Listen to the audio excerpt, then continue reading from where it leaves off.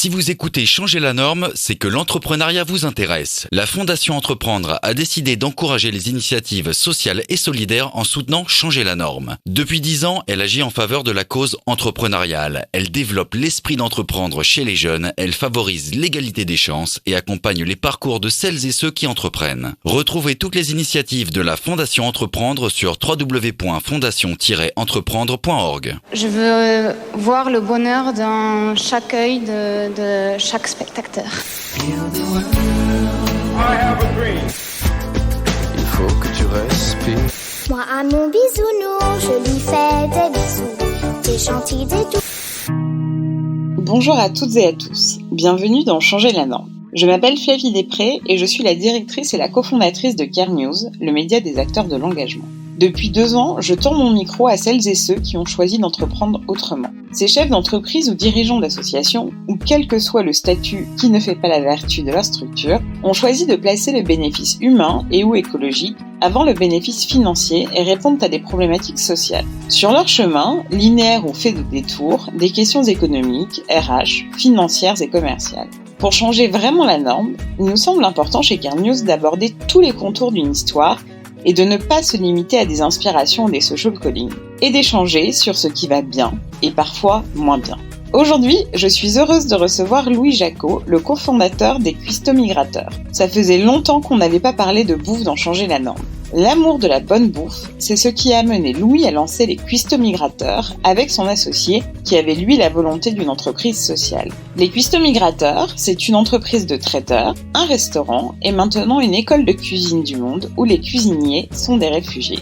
Avec Louis, nous allons parler de la genèse du projet, du choix du business et de cette volonté de travailler avec des personnes qui ont fui leur pays, de la croissance de l'entreprise, du Covid et du développement des Cuistots Migrateurs vers la formation.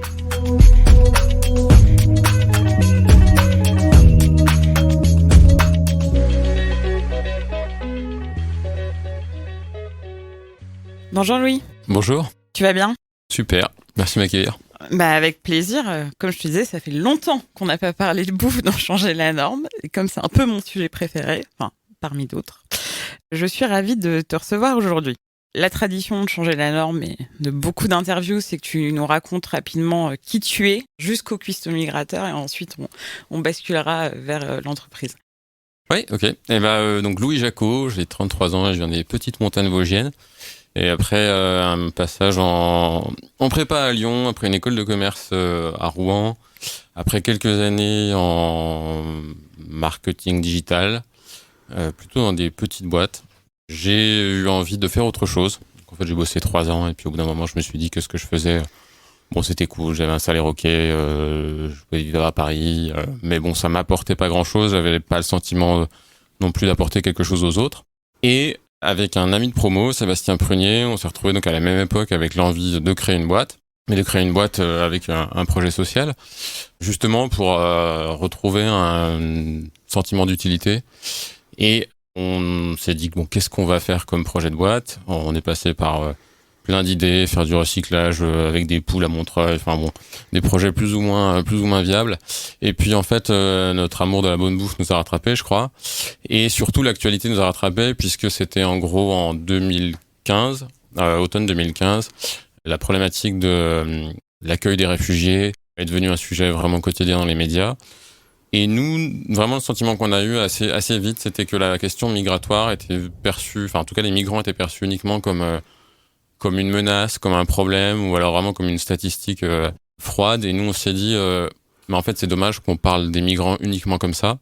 Est-ce qu'on peut pas montrer que ces gens qui arrivent, pas par hasard, qui ont tout quitté, ont des choses à nous apporter ? Est-ce qu'ils n'ont pas apporté des choses dans leur valise ? Et on va essayer de les valoriser. Et assez naturellement, on s'est dit qu'on allait valoriser leurs recettes. Encore une fois, parce qu'on aime bien la bonne bouffe, parce que on avait le sentiment que la cuisine du monde à Paris pouvait être encore plus riche, plus diverse, plus authentique. Et surtout pour montrer encore une fois qu'ils avaient quelque chose à nous apporter. Et aussi parce que la cuisine, pour nous, c'est vraiment... c'est que du bonheur, c'est que du plaisir, c'est un moment de partage, c'est un moment d'égalité, c'est la convivialité autour de la table. En plus, les Français adorent ça. Donc c'était comme une évidence de valoriser donc leurs recettes de cuisine. Donc vous vous dites, on va se lancer, je ne sais pas si c'était le format traiteur dès le début ou dans un resto, Mais alors moi, j'ai une vraie question, c'est que la cuisine, c'est que du plaisir, etc. Mais c'est un métier qui était pas le vôtre, avec des normes. Enfin, c'est un métier très contraignant. Ça allait assez vite. Enfin, je sais que vous avez eu un premier contrat et que ça vous a lancé. Mais du coup, comment, rapidement, parce qu'on va pas rentrer dans tous les détails techniques des normes, mais comment vous vous êtes formé, comment vous avez trouvé aussi des financements et même les cuisiniers à mettre dans une brigade ou dans une équipe? Une fois qu'on avait eu l'idée de valoriser la cuisine des personnes réfugiées, effectivement, on s'est posé beaucoup de questions. Déjà, est-ce que c'était possible? Parce qu'on savait même pas si on pouvait embaucher des personnes réfugiées. Donc, on a commencé à apprendre un petit peu ce que c'était que la migration, que les réfugiés, les statuts juridiques qu'il y avait derrière. Ça a été le préalable. Et donc, on s'est rendu compte que les personnes réfugiées, quand on parle vraiment de réfugiés statutaires, elles avaient un permis de séjour et de travail qui nous permettait de les embaucher. Ça a été le premier point. Et moi, j'étais passionné de cuisine, je cuisinais tout le temps. J'avais eu une mini-expérience quand j'étais au chômage, d'aller bosser dans un resto, alors pendant 2 semaines, hein, c'est pas dingue, mais qui m'avait appris énormément de choses. Et donc, j'ai bossé dans un resto qui s'appelle Spring, d'un chef américain qui s'appelle Daniel Rose à Paris. Et en même temps qu'on a commencé avec Sébastien à réfléchir au projet, j'ai fait un CAP cuisine avec la mairie de Paris, donc quelques heures par semaine. Encore une fois, c'était des petites choses, mais je pense que tout ça a aidé à prendre un peu plus la confiance, et je pense vraiment que c'est ma passion, moi, pour la cuisine, qui m'a permis de me lancer là-dedans, parce que je me suis quand même improvisé chef.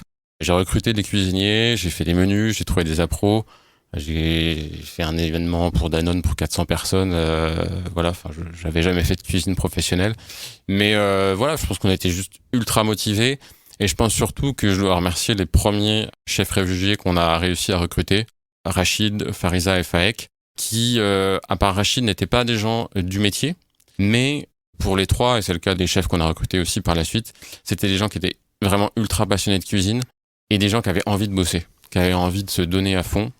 Et je veux dire, ils se sont mis en mode création d'entreprise, un peu comme nous, quoi. On était dans le même bateau, et on y allait, et on a fait des choses assez incroyables avec des moyens... avec très peu de moyens. Enfin, on a investi 1 000 € avec mon associé dans cette boîte au tout début. Donc, voilà, du coup, c'était ma question suivante. C'était donc, vous avez mis un petit capital parce qu'il faut quand même sortir des salaires, il faut payer des fournisseurs. Déjà, comment vous avez trouvé votre premier client? Et est-ce que c'est ça qui vous a lancé? Est-ce que pour les gens qui connaissent pas, c'est un métier où on se fait, je sais pas, payer d'avance, ou est-ce que vous avez cherché des subventions? Comment vous avez fait pour tenir un peu les premiers mois? Il y a plusieurs choses. Donc, pas de subvention, parce que les Cuistots Migrateurs, c'est une entreprise sociale, mais c'est une entreprise. Donc, on a eu beaucoup de fondations qui nous ont proposé de nous accompagner au début, et on leur a dit, on n'a pas d'asso. Ils nous ont dit, désolé, on peut pas vous aider. Le premier client, il est arrivé un petit peu par hasard, en fait, quand on a commencé à se dire, on va créer une entreprise sociale, on s'est rapproché un petit peu de la sphère ESS, notamment de Make Sense. Et un jour, Make Sense, en février 2016, nous appelle et nous dit bon les gars, votre projet là, faut y aller quoi. Et on a un club de dirigeants qui se réunit dans une semaine. Ils sont 30, ils ont pas de traiteur. Est-ce que vous voulez faire quelque chose? Bon, on s'est dit go, on y va. Donc on n'avait pas de structure, pas de nom, pas de cuisinier, pas de cuisine, pas de menu. 5 jours pour faire ça, enfin une semaine quoi. Pour tout le monde. Un cuistot qui nous a lâché 48 heures à l'avance. Bon voilà, on n'avait pas de matos, on n'avait rien du tout, mais on s'est donné pour sortir cette première commande traiteur justement, et ça a fonctionné. Très concrètement, le traiteur, on vous passe commande, vous faites un devis, un acompte, et puis on vous règle la fin suite à la prestation. Comment on a réussi à tenir? Bon, déjà parce que on a eu très vite un super bouche à oreille qui a fait que des clients sont venus assez vite, sans beaucoup d'efforts de commercialisation, de démarchage. Sans aucun effort en fait. Beaucoup de presse aussi, très vite, ce qui nous a aussi mis un petit peu en lumière. Et surtout, on a réussi à trouver des solutions pour ne pas avoir à investir dans un resto, dans une cuisine, dans un labo. Il y a quand même des plans qui existent, comme des cuisines partagées. Donc on est allé aux Camionneuses à Vincennes, où en fait vous pouvez louer des créneaux, comme vous pouvez louer un bureau en coworking. C'est exactement pareil, sauf que c'est pour des cuisiniers. Et ça permet quand même de faire grandir son projet, de se tester, d'avoir des charges qui sont quand même beaucoup plus variables, et pas de devoir tout de suite aller chercher 300 000, 400 000, voire plus, pour s'acheter une cuisine, alors qu'on n'est même pas sûr qu'on a une clientèle encore, quoi. Donc ça, je pense que ça a beaucoup aidé au projet. Et aujourd'hui, il y a combien de salariés? Vous avez combien de clients à peu près? Aujourd'hui, on a déménagé à Montreuil dans une grande cuisine qui fait à peu près 500 mètres carrés. On est 30 personnes environ, à temps plein. Il y en a 5 qui sont au resto à Paris aussi. Et on a 13 personnes réfugiées qui sont donc tout en CDI à temps plein, encore une fois.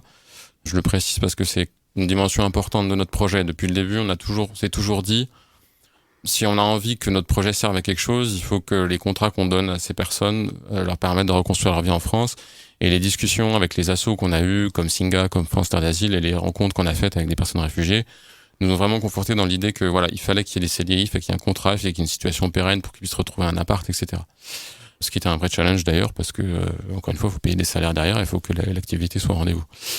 Donc voilà, 13 personnes réfugiées, très grande majorité en cuisine, on en a aussi au service au resto et à la plonge au traiteur. Comment toi ou ton associé ou la personne qui est en charge, tu les recrutes? Est-ce que vous avez un partenariat avec une asso? Alors, on n'a pas de partenariat formalisé, on a beaucoup de contacts, on commence à être un tout petit peu connu quand même, des structures les assistants sociaux, des personnes qui aident les réfugiés à s'intégrer en France, comme France Terre d'Asile. Donc on a très régulièrement des candidatures. Au début, on se dit on va trouver plein de chefs. C'est sûr, dans la migration, il y a plein de chefs. On va leur donner la possibilité, de trouver un emploi tout de suite. En fait, on s'est rendu compte que il y avait assez peu de chefs, ou alors peut-être que les chefs de cuisine trouvent tout de suite un boulot dans un resto. Nous, on a plutôt trouvé des gens qui avaient envie de bosser, qui adorent la cuisine. Et donc, c'est ça qu'on a essayé d'évaluer, c'était leur motivation, leur envie de devenir cuisinier, leur envie de faire ce métier-là, qui est quand même un métier dur. Et essayer de voir aussi s'ils avaient un niveau de français suffisant. Alors, pas forcément énorme, mais quand même suffisant, parce que c'est quand même un sport d'équipe, la cuisine, surtout en traiteur. Quand vous faites des commandes pour 400, 500, 1500 personnes, vous cuisinez ensemble, évidemment, et il faut quand même arriver à se comprendre à un moment, quoi. Puisqu'on parle de traiteurs et de clients, est-ce que c'est un argument fort? Parce que moi, j'ai beaucoup mangé des choses des cuistots migrateurs, mais dans des événements de l'ESS. Vous avez commencé par là avec Make Sense. Bon, j'ai quelques clients en tête, mais je sais pas si tu as envie de les citer. Donc mais je me rappelle très bien d'un buffet un été où il faisait 40 000 degrés.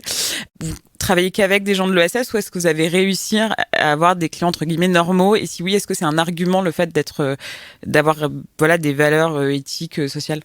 On a une clientèle qui est très très variée, alors on a assez peu de particuliers, notamment parce on fait quelques mariages, mais on n'a pas développé encore vraiment une offre pour ça. Donc on a une clientèle qui est très B2B, mais avec des gens qui sont aussi bien des grandes banques, on a la BNP, on a Carrefour, on a des startups, Blablacar, on a des cabinets d'avocats ou d'archi, des agences d'événementiel, des gens de l'ESS, des assos. Voilà, et ça commence à 15 personnes et c'est allé jusqu'à 1600 pour vente privée. Donc c'est très très varié. On a un peu demandé aux clients pourquoi ils venaient nous voir. C'est vraiment la dimension sociale qui retient, c'est pas la seule, mais de loin c'est très bon quand même, je tiens à le dire. Merci. La raison numéro 1, ça a été, pour beaucoup de clients, c'est la dimension sociale. Ça leur permet de trouver un sens à leurs événements, de passer des messages à leurs collaborateurs, montrer qu'ils sont engagés aussi. Et le goût aussi, évidemment, est la deuxième raison.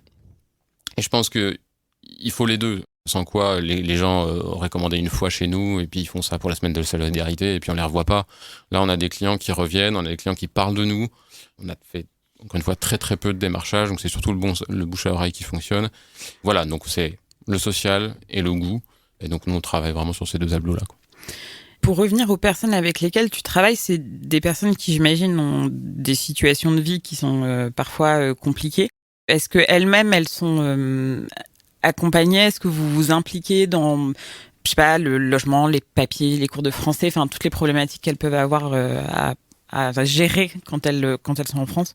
Alors, encore une fois, les gens qu'on a embauchés sont réfugiés statutaires, donc sont déjà passés par beaucoup d'étapes, donc ont un permis de séjour, un permis de travail, sont suivis, en tout cas au début, par des assistants sociaux qui s'occupent de leur logement. Donc ils sont relativement pris en charge. On bosse beaucoup, la cuisine c'est beaucoup d'heures, c'est beaucoup de boulot, donc notre temps c'est surtout faire de la cuisine. Après, évidemment, il y a un esprit assez familial qui règne dans cette boîte, et on a envie de s'aider les uns les autres, comme dans tout groupe qui s'aime bien, et donc assez spontanément, on va filer un coup de main à celui qui a des galères pour, changer de téléphone ou de changer de banque, etc. Donc, il y a des petits trucs comme ça. C'est pas vraiment formalisé. Encore une fois, ils sont suivis à côté et nous, on se focus à fond sur la cuisine. Et donc là, vous faites traiteur particulier entreprise, il y a un resto. Est-ce que vous avez d'autres ambitions comme, ont certaines entreprises qui vous ressemblent, de formation, de choses comme ça, ou pour l'instant vous êtes focus là-dessus? Alors, on a aussi fait un livre de cuisine, je précise, l'année dernière, qui est toujours dispo, aux éditions de La Martinière, pour raconter, ça fait partie aussi du projet, de raconter notre projet, surtout de raconter l'histoire de ces cuisiniers, de montrer la diversité de leur parcours, expliquer pourquoi ils sont là, parler de leur culture, parler de leurs recettes. Donc tout ça c'est dans le livre avec quelques recettes. Oui, en fait, on est arrivé à un stade où on se rend compte que plus le projet grandit, plus on a besoin, nous, d'avoir des gens qui sont formés au métier de cuisinier et qui parlent relativement bien français. Parce qu'encore une fois, on travaille en équipe, les commandes sont assez importantes, donc il faut que ça suive. Donc ça, c'est un problème qu'on a identifié. Et le deuxième problème, qui est beaucoup plus important à nos yeux, c'est que quand bien même le projet a bien grandi, quand bien même on est content d'avoir pu aider presque une quinzaine de personnes à reconstruire leur vie en France avec un vrai boulot, on se dit que ce qu'on fait, c'est pas assez par rapport à l'enjeu global de la migration, qu'on pourrait aller beaucoup, beaucoup plus loin. Et donc assez naturellement, nous est venue l'idée de lancer une école de cuisine, au format associatif pour le coup, gratuite et diplômante à destination des personnes réfugiées. Une école de cuisine qui travaille sur 2 tableaux, donc évidemment formée au métier cuisinier, donc avec un CQP, un diplôme professionnel de commis de cuisine, mais également travailler sur l'apprentissage du français, parce qu'il y a des formations qui existent au métier cuisinier, on n'a pas inventé ça. Par contre, il y en a pas qui mettent assez l'accent à notre goût sur l'apprentissage du français, qui est en fait indispensable si on veut pouvoir vraiment trouver un emploi, faire carrière dans la cuisine. Autrement, vous vous retrouvez à être à la plonge ou à rester commis pendant 30 ans, et c'est pas très intéressant. D'accord. Ça passe très très vite. Il y a des moments où ça passe plus vite que d'autres, mais là, cette fois-ci, ça passe vraiment très vite. J'ai une question rapide avant qu'on parle de l'ESS en général. Avec la crise et le confinement, j'imagine que ça a eu des répercussions énormes en termes de chiffre d'affaires, parce que vous devez faire beaucoup d'événementiels, on ne peut plus aller au restaurant. Ça a quoi comme répercussions et comment vous êtes adapté? C'est dur, hein. Je veux pas le cacher, c'est très dur. Du jour au lendemain, on a eu chiffre d'affaires qui passait à 0, quoi. Donc quand vous avez 30 personnes en CDI, c'est assez chaud. Bon, on est quand même dans un état où il y a quand même pas mal de dispositifs qui ont permis d'amortir un petit peu le choc. On a essayé de réagir assez vite.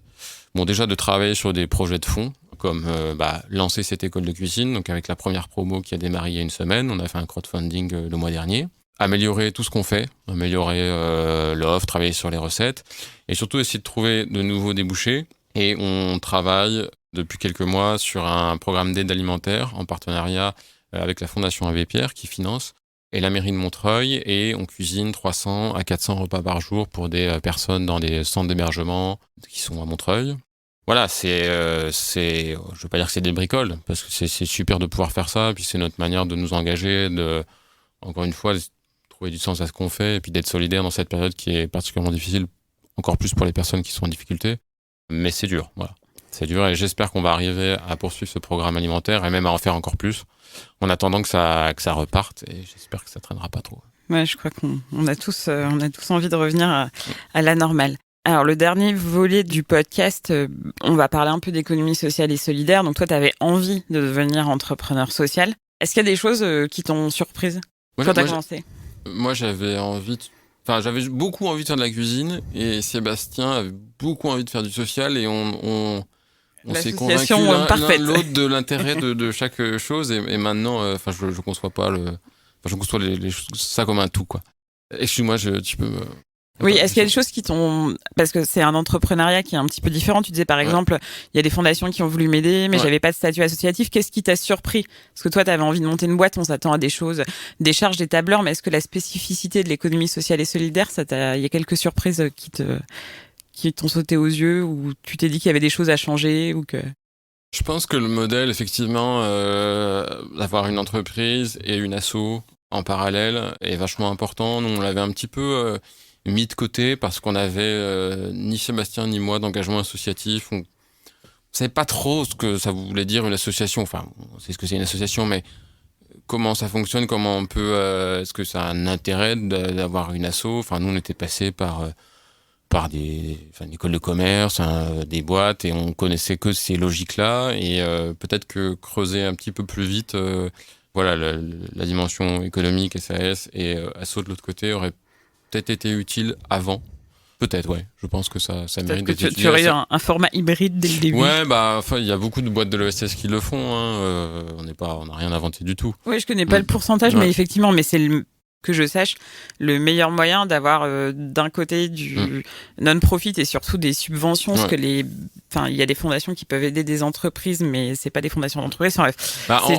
Faut vraiment, c'est pointu comme en fait, on s'est dit, nous, on veut que la boîte elle marche parce qu'on fait quelque chose de bon, les clients parlent de nous et on veut pas courir après les subventions. Parce qu'on s'est dit, c'est un vrai boulot, remplir des demandes de subventions, c'est quand même pas très très marrant quand on voulait absolument pas faire ça. C'est vrai qu'en voyant que plein de fondations, dès qu'on faisait un cocktail, venaient nous voir en disant mais on a plein de sous, c'est pas quoi en faire, vous n'avez pas une asso. C'est rare. C'est vrai que bon, ça aurait peut-être pas mal d'avoir une petite asso à ce moment-là, quoi. Mais voilà, bon, on le fait maintenant pour l'école parce que l'école, on veut qu'elle soit gratuite. C'est la formation professionnelle qui va financer les cursus, mais c'est aussi les mécènes, c'est aussi les dons qui vont nous permettre de faire cette école. Et donc le format associatif, pour le coup, était relativement évident. Si je prends un autre angle qui est celui de la cuisine, bon, il y a tout ce qui est produits responsables, locavore. Il y a beaucoup aussi en ce moment, quand tu t'y intéresses, de prise de position des chefs sur l'égalité homme-femme en cuisine, etc. Donc, si je te pose la question sous un angle différent, qu'est-ce qu'il faudrait changer dans la cuisine ? Parce que toi, tu as fait les choses, j'allais dire, bien depuis le début, et c'est ta première expérience de cuisine, mais est-ce que tu vois des choses chez d'autres traiteurs, selon toi, est-ce qu'il y a des choses à changer dans ce milieu-là pour que ça soit plus ESS friendly? Dans le traiteur en particulier ou la cuisine de manière générale, qui a quand même depuis 1 an des remontées assez négatives. Alors moi, encore une fois, j'ai pas de parcours dans la cuisine, donc ce que j'en connais, c'est ce que je lis comme vous dans la presse, dans les médias. Bon, peut-être que Andy, qui est chef de cuisine chez nous, pourrait en dire beaucoup plus. Bon, il y a tout ce qui est produits locaux, produits de saison, qui sont un enjeu. Nous, ce qu'on a vu, c'est que sur les emballages, c'est assez catastrophique. Surtout ce qui est emballage traiteur, parce qu'en fait, assez vite, il y a eu une prise de conscience pour tout ce qui est livraison à domicile, Deliveroo. Donc, ça vient, les emballages individuels responsables. Mais dès qu'on va sur des choses un petit peu plus importantes, dès qu'on veut livrer 30, 50, 100 personnes, il n'y a plus d'offres. Il y a plus d'emballage en pulpe. C'est ultra galère. Après, ça fait quasiment 2 ans qu'on essaie de trouver des trucs. On a commencé à trouver quelque chose et on devrait arriver à sortir une nouvelle offre zéro plastique à partir de janvier. Mais c'est à se demander pourquoi les fabricants n'ont pas pris conscience plus vite de cette attente des consommateurs qui demandent dans n'importe quel appel d'offres qui est zéro plastique, et on les comprend et c'est très bien. Merci Louis. Bon, on va passer aux questions de la fin. Tu es prêt ? Tu dois répondre rapidement et en une phrase. Ok. La raison d'être des cuistots migrateurs. Permettre à des personnes réfugiées de reconstruire leur vie en France à travers la cuisine. La femme ou l'homme politique que tu voudrais convaincre. Donald Trump, évidemment. Après, est-ce qu'on peut le convaincre ? Je pense que c'est peine perdue. La taxe que tu aimerais inventer ou supprimer. Il y a un truc à faire sur les produits bio emballés dans du plastique et il faut mettre une taxe là-dessus. Je sais pas quoi, mais c'est une aberration. Le patron du CAC 40 que tu pourrais ou voudrais être. Je pense le PDG de Danone. Il y a quand même pas mal d'actions qui ont été faites dans le sens de quelque chose un peu plus responsable. Et la somme pour laquelle tu tairais un scandale politique. Alors, j'en sais rien. C'est-à-dire que je tairais. Tu sais quelque chose et okay. tu le tais, du chantage, quoi.